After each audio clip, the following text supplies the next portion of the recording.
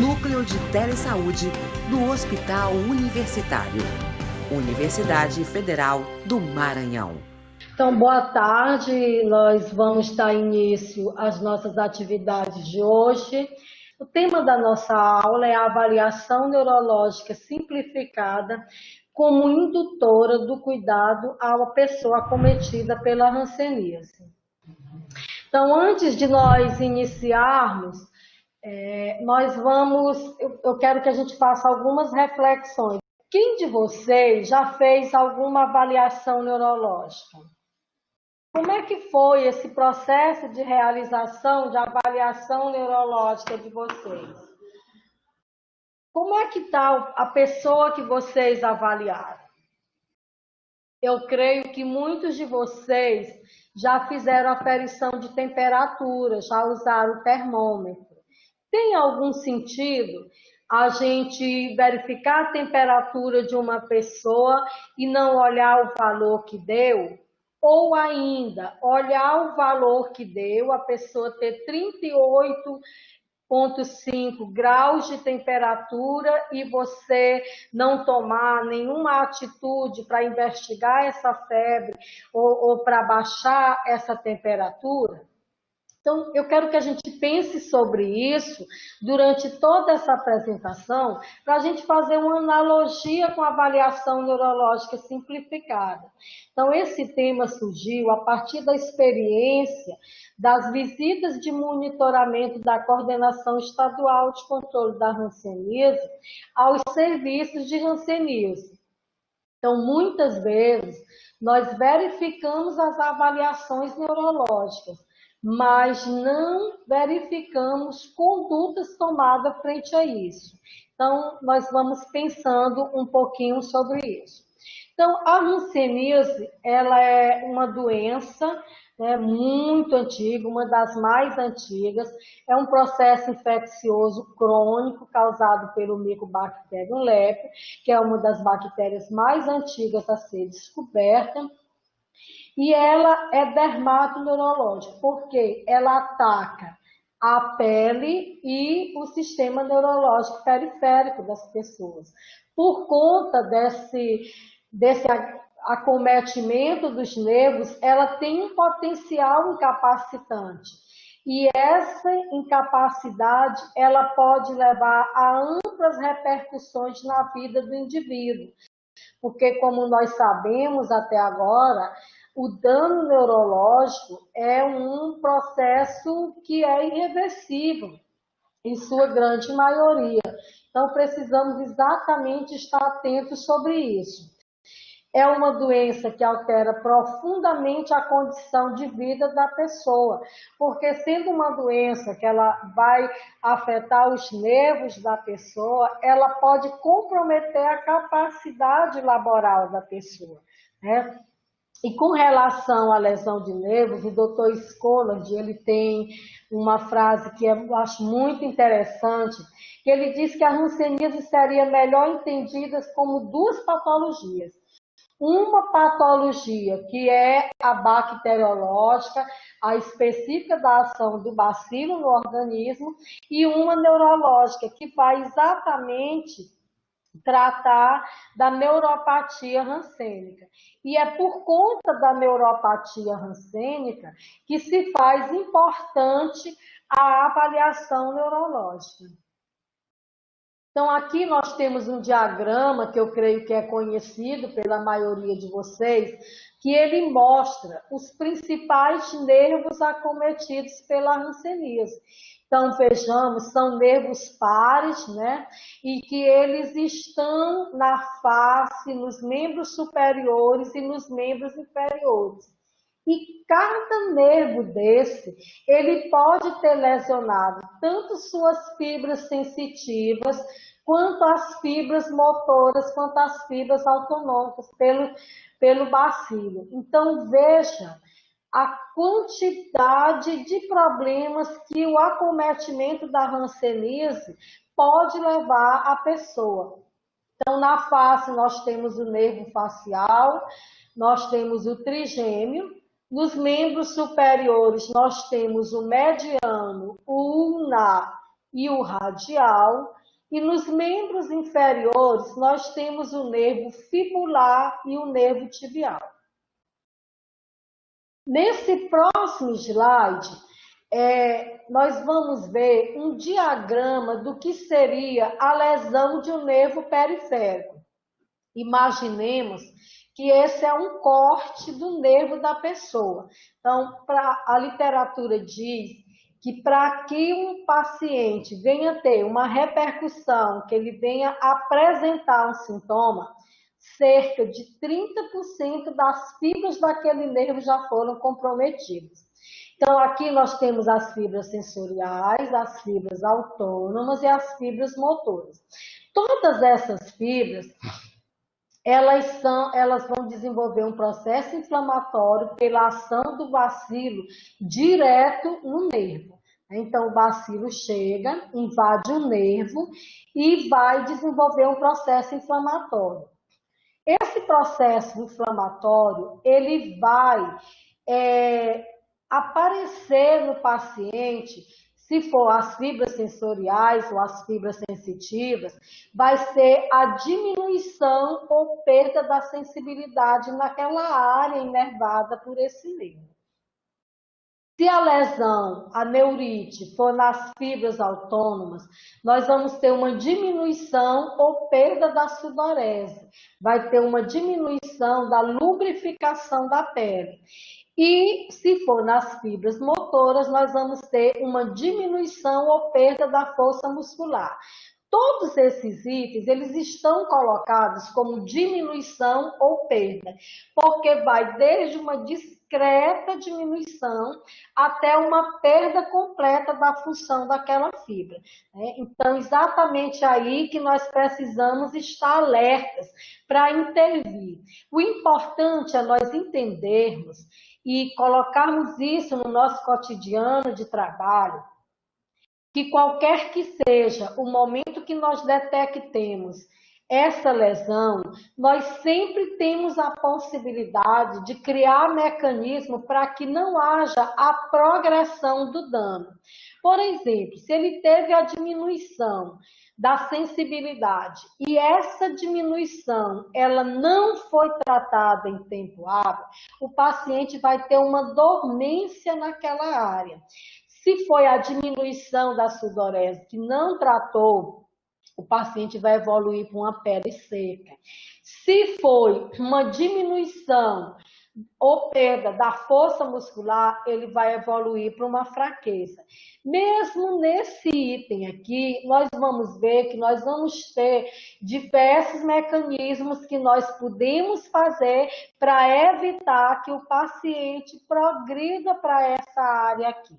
Mas se eu não tenho uma ação ou medicamentosa ou de conduta de terapêutica para esse paciente, de plano de cuidado, essa lesão do nervo, ela vai seguindo. E como consequência dessa lesão, nós podemos ter, no caso da dormência, as queimaduras, os ferimentos, as úlceras, as calosidades, né, por problema de repetição, traumas repetidos. A pele seca, que não recebe a conduta para orientação, ela vai ter as fissuras. E o problema muscular, o desequilíbrio muscular, que são as garras, os pés caídos, lagoftalmo, mão caída, entre outros, eles vão aumentar a força de pressão nas áreas da atividade diária e contratura e articulações rígidas. Essas articulações rígidas, elas vão comprometer completamente a dinâmica daquele segmento. Essa lesão aqui toda, se elas não forem tratadas, elas vão evoluir para as infecções. Mas ainda que nas infecções ainda existem as formas de tratamento para que não venha a chegar à destruição da estrutura.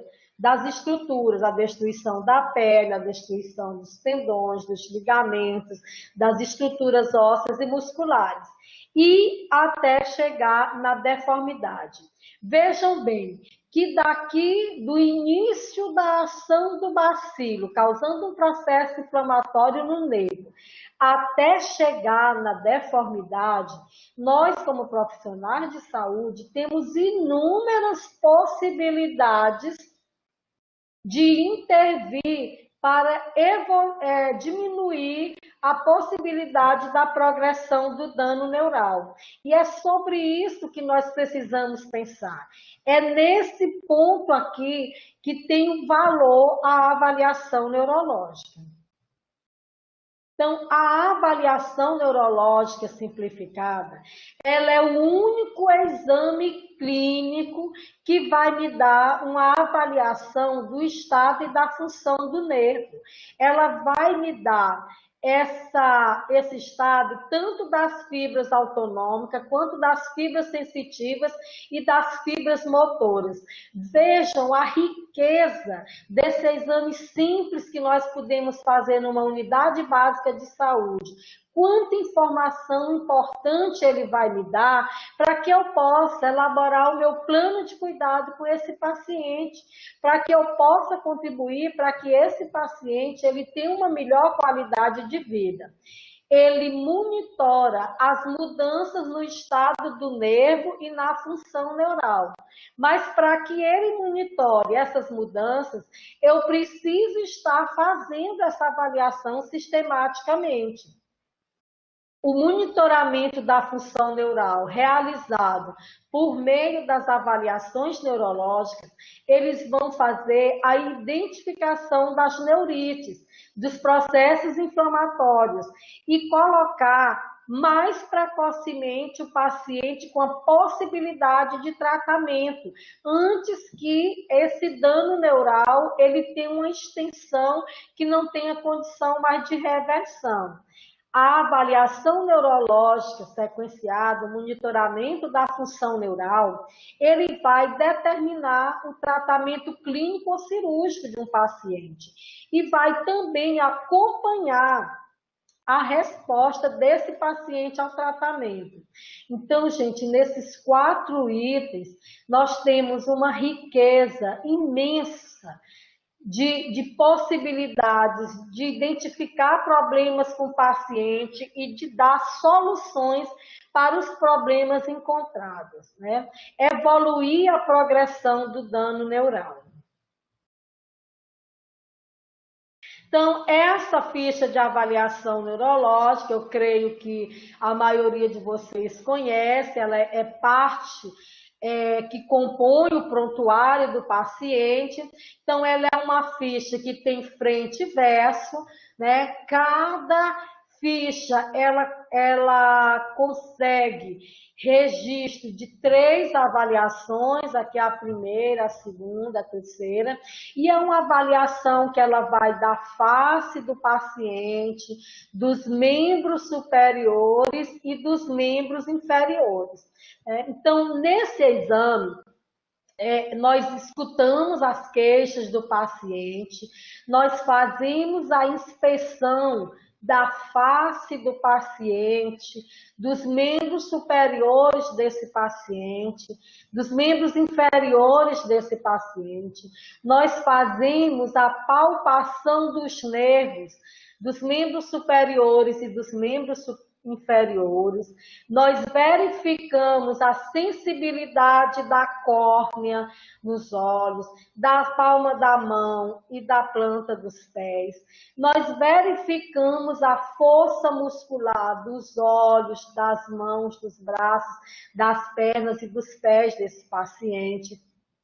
Nós verificamos a acuidade visual e a mobilidade articular dos membros superiores e inferiores. Olha a riqueza que essa simples folhinha de papel traz. E cada item desse, quantas possibilidades ele dá de que nós possamos compreender o que está acontecendo com o paciente e que estabeleçamos um plano de cuidado criterioso e precoce para esse paciente. Então, na avaliação neurológica, nós colocamos 3 itens. Um é a realização da avaliação neurológica, o outro dois é a interpretação do resultado.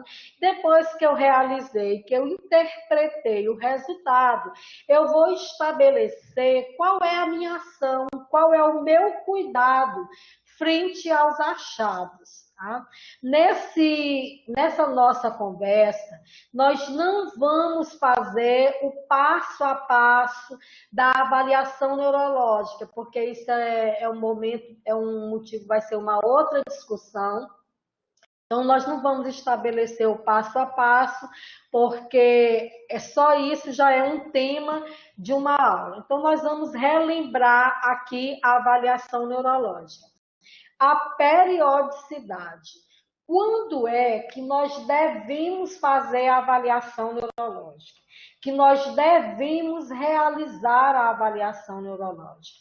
Então, a avaliação neurológica, minimamente, ela precisa ser realizada no diagnóstico de 3 em 3 meses, na alta, para aqueles pacientes que não têm nenhum problema, que não apresentam nenhuma intercorrência durante o tratamento. Em presença de qualquer queixa do paciente, e se o paciente tem em uso de corticoide, das medicações de uma terapêutica para neurite ou para estados reacionais, essa avaliação ela vai se dar mais a miúde, ela vai ser realizada com a periodicidade que for prescrito os esquemas terapêuticos.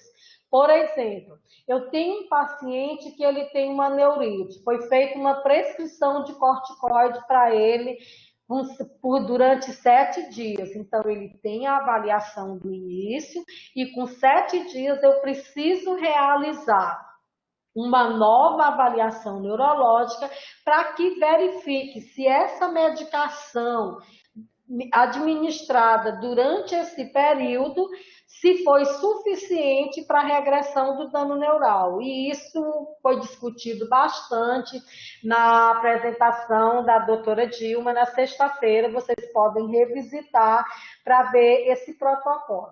Um outro momento para fazer a avaliação neurológica no pré e no pós-operatório para acompanhar as melhoras e pioras, e antes e depois das intervenções psicossociais, né?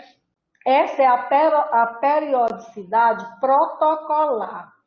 No entanto, durante a pandemia, a coordenação estadual do Maranhão emitiu uma nota informativa que foi disponibilizada já para todos os municípios, onde a gente vai fazer intervalos maiores, né, por conta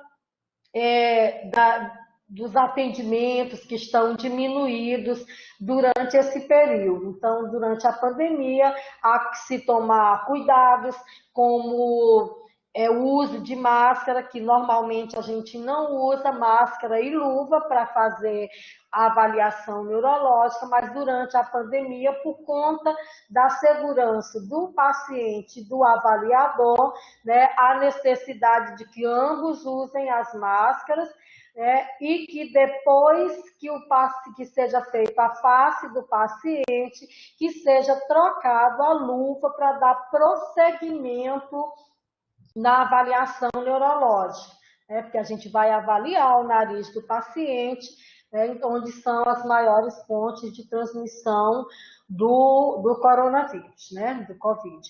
Então, a gente tem uma periodicidade maior, você pode... Um paciente que não está em uso de corticoide, você pode fazer a cada 6 meses, e o paciente que está em uso de corticoide, os médicos, inclusive, já estão fazendo uma prescrição com um período mais prolongado. Mas isso, gente, é excepcionalmente na vigência da pandemia.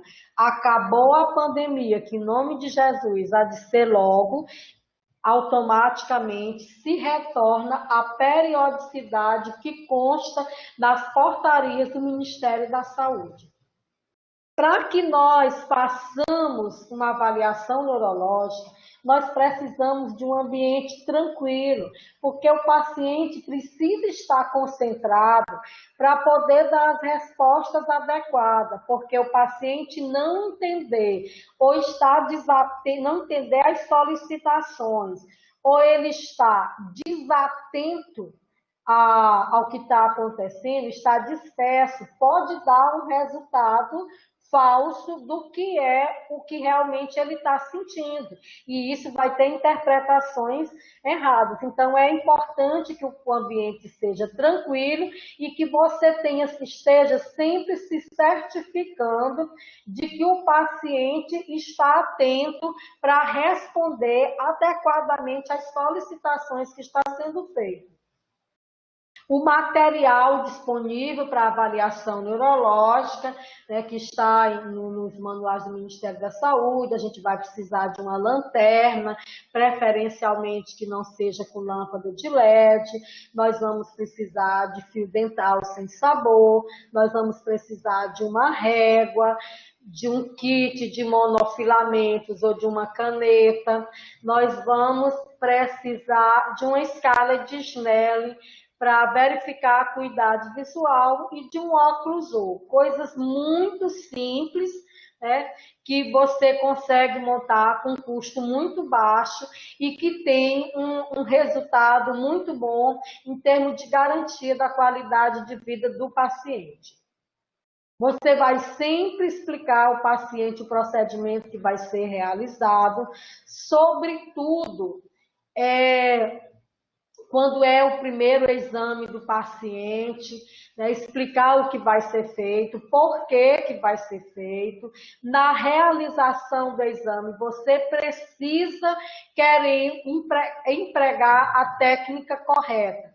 Eu sempre brinco quando a gente está nos cursos, que técnica é técnica, então é desse jeito que é para ser. Não existe o jeito de fulano fazer, de cicrano fazer ou de beltrano fazer. Técnica é única e ela precisa ser seguida rigorosamente, porque quando foi estabelecida uma técnica, foram feitos muitos estudos, muitos testes, para ter certeza de que esse exame vai dar a resposta que você está querendo. No momento que eu altero a técnica, eu não tenho a garantia de que a resposta é correta e vai dar aquilo que o instrumento se propõe. Outro item muito importante é o registro adequado. Vejam bem, você hoje está no município X, na unidade Y. Amanhã você sai desse município ou vai dentro do mesmo município para uma outra unidade. Os profissionais que vão acompanhar esse paciente, eles precisam entender o registro que está escrito. Então, muitas vezes, os profissionais criam registros próprios. Isso não é adequado, não é para ser feito, porque o objetivo do registro é ele dar continuidade ao atendimento do paciente, à assistência.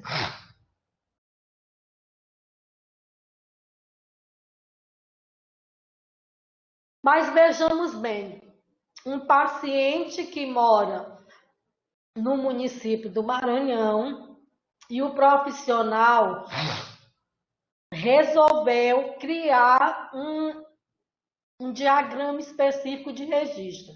Esse paciente vai ser transferido para um outro estado.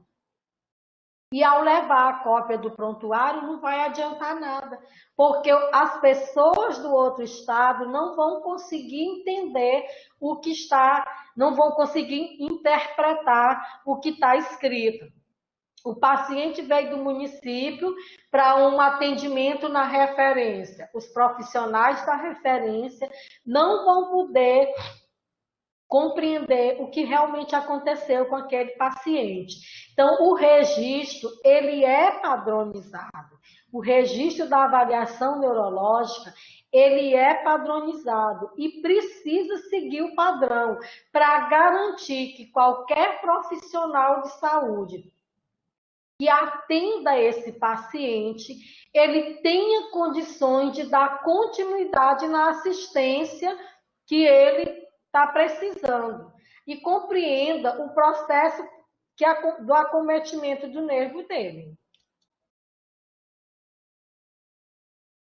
Então, aqui a gente colocou analisar os resultados, né? Então, analisar os resultados é aquela analogia que a gente fez no início, por exemplo, da aferição de temperatura. Toda vez que eu utilizo um termômetro, eu olho o valor, não é assim? A mesma coisa. Toda vez que eu terminei de fazer uma avaliação neurológica, eu vou analisar os meus registros. Eu vou verificar o que é que esses registros desse paciente está me dizendo hoje. Como é que esse paciente está hoje? E se essa avaliação que eu estou fazendo, ela não é a primeira avaliação do paciente, eu preciso comparar essa minha avaliação de hoje com a minha avaliação anterior, segmento por segmento, item por item, porque eu vou verificar se esse paciente ele está se mantendo como ele estava na última avaliação, se ele melhorou em relação à avaliação anterior, ou se ele piorou em relação anterior.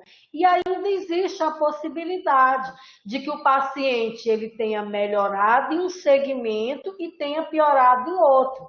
Por exemplo, um paciente na avaliação anterior, ele tinha pontos vermelhos na mão, tinha dor à palpação de ulnar e tinha diminuição da força da extensão do punho.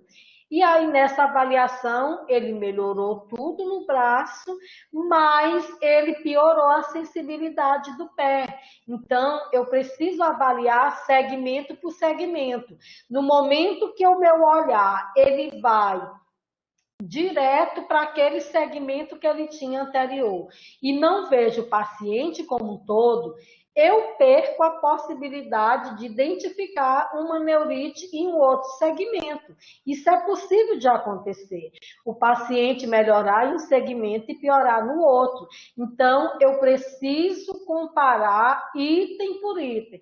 Vou lá no olho, a força, ele melhorou, a sensibilidade, ele melhorou, vou olhando item por item, até chegar na avaliação do pé. Depois eu vou estabelecer o grau de incapacidade e o score AMP.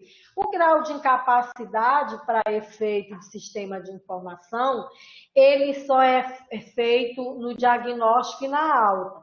Mas nós mantivemos aqui no formulário de avaliação neurológica do Estado do Maranhão a atribuição do grau para todas as avaliações e do score OMP, porque o score OMP ele vai ajudar a gente a ter uma visão macro do paciente em relação a melhoras e pioras. Nós colocamos aqui algumas situações para você identificar a alteração da função neural do paciente no dia do diagnóstico. É o primeiro exame do paciente. Eu não tenho com o que comparar. Então, eu preciso ter esses parâmetros à mão para eu verificar. Porque se eu fiz a minha avaliação neurológica, o paciente não teve nada, a mão foi tudo verde, o pé foi tudo verde, a força está forte em tudo, não teve nada, ok, ótimo. Esse paciente está entrando no tratamento sem nenhum problema neural diagnosticado, né? Mas se eu tenho algum problema, eu preciso identificar. Como é que eu vou saber, se eu não tenho com o que comparar, que o meu paciente ele tem um problema? Então vamos lá. Nos olhos, diminuição ou perda da força muscular. Então, no momento que você pede para o paciente fechar os olhos e que você pede para ele fechar com força e fica um olho bem fechado e o outro menos fechado, ou mesmo que eles fiquem iguais, no momento que você vai fazer a pressão para abrir o olho, abre com mais facilidade um do que o outro, eu estou diante de uma diminuição da força muscular das pálpebras. E isso é indicativo de uma alteração da função neural do paciente, né? Isso para as fibras motoras nos olhos. Vamos para as fibras sensitivas. Qual é o parâmetro que vai me dizer que o paciente ele tem problema na função neural, nas fibras sensitivas? Então, ele vai fazer a sensibilidade da córnea, que é aquele teste que a gente faz com fio dental. Então, se eu testei com fio dental e o paciente demorou para piscar, ou ele não piscou, isso é um indicativo de um dano neural. Mas como eu estou fazendo o meu primeiro exame e eu ainda não sei se o paciente já tinha isso ou não, eu não vou entrar imediatamente com corticoide. Eu vou fazer o monitoramento de 15 em 15 dias ou mensalmente, por um período de 2 meses antes do uso do corticoide. Gente, esse protocolo que eu estou colocando aqui é o que está padronizado nos manuais do Ministério da Saúde. Entretanto, existem alguns profissionais, alguns médicos, que eles não esperam 2 meses para entrar com corticoide no caso da diminuição da sensibilidade da córnea, tá? Então, esse é o protocolo do Ministério da Saúde. Terminei de verificar, de analisar o que eu registrei da minha avaliação com os olhos, eu vou analisar mãos e pés, que a interpretação é a mesma. Se eu tenho presença de dor no trajeto do nervo ou história de alteração da sensibilidade, ou força muscular num período menor ou igual a 12 meses, comprovados no momento da avaliação, deve ser considerado como neurite. Só que, assim, começa a história de diminuição da força muscular ou da sensibilidade. O paciente chega e ele diz, olha, eu percebo que quando é uma dona de casa, por exemplo, que quando eu estou pegando as coisas estão caindo da minha mão, eu estou com menos força. Então, às vezes, acontece isso. Alguns acidentes de trabalho, já tiveram pacientes que foi diagnosticado um comprometimento porque ele teve um acidente de trabalho por conta de que os objetos de trabalho caíram da mão dele. Com os pés, a mesma coisa. Então, aqui também, terminei a avaliação neurológica, eu vou comprovar isso na avaliação, porque às vezes a pessoa tem o comprometimento da sensibilidade, mas não tem da força. E aí ele acha que está caindo porque perdeu a força. Mas o que acontece? Como ele não tem uma sensibilidade preservada, ele não consegue, acha que pegou direito nas coisas e não pegou, e elas podem estar caindo. Então, no teste, na avaliação neurológica, a gente faz a avaliação tanto da força quanto da sensibilidade. E a sensibilidade, né, quando é que eu vou considerar a sensibilidade como problema? Então, a gente vai ver que na mão, nós temos 2 nervos que vão inervar a palma da mão, que é o nervo ulnar e o nervo mediano. E aí eu vou precisar ter problema, não sentir o toque do monofilamento lilás, que é o monofilamento de 2 gramas, em 2 pontos no trajeto de um mesmo nervo. Então, se o paciente não sentir o toque do monofilamento lilás, ou se você não tem o monofilamento lilás, a sua avaliação neurológica, ela está sendo feita com a ponta da caneta, se ele não sentiu a ponta da caneta em 2 pontos, e isso indica que o paciente tem problemas com a sensibilidade nesse segmento. E tanto o comprometimento da sensibilidade quanto o comprometimento muscular, ele indica dano neural, ele indica alteração na função neural e acende o sinal vermelho, o sinal de alerta para urgente providência no sentido de evitar que esse dano tenha uma progressão. Agora, se o paciente já está em tratamento, presume que ele já tenha uma avaliação neurológica. Não é assim? Ele não vai precisar ter uma avaliação neurológica no diagnóstico. Então, esse é o meu ponto zero, é o meu ponto de partida para o acompanhamento do paciente. Então, quando o paciente está em tratamento ou ele já está de alta, o meu parâmetro para identificar a alteração da função neural do paciente vai ser o mesmo, porque eu sempre vou ter com o que comparar, né? Eu vou ter com o que comparar com a minha avaliação anterior.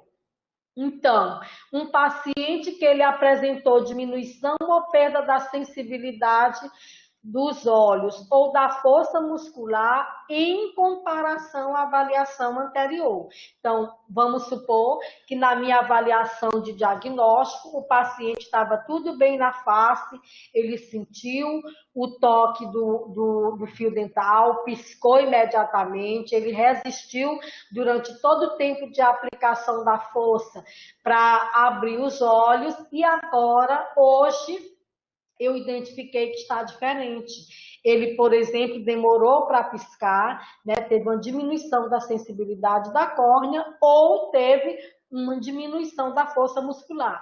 Gente, não são as duas coisas junto. E ou eu posso ter as duas coisas, o comprometimento sensitivo e o comprometimento motor, ou posso ter só um item, ou só a diminuição da sensibilidade, ou só a diminuição da força.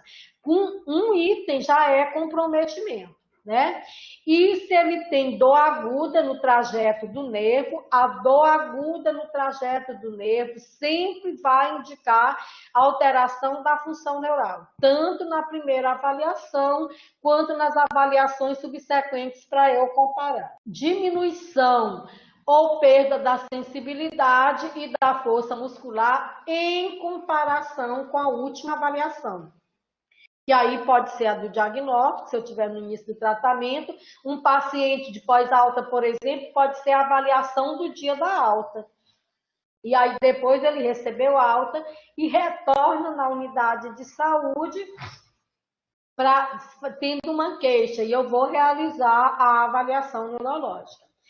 Então, é considerada alteração de sensibilidade, tanto com o estesiômetro, que são os monofilamentos, quanto com a caneta, a alteração de 2 pontos do trajeto do mesmo nervo em relação à avaliação anterior. Então, no tratamento e na pós-alta, é a mesma coisa do diagnóstico, só que eu tenho como parâmetro a comparação com a avaliação anterior. E aqui a gente vai destacar 2 nervos que só tem um ponto de verificação sensitiva, que no caso é o radial cutâneo e o fibular.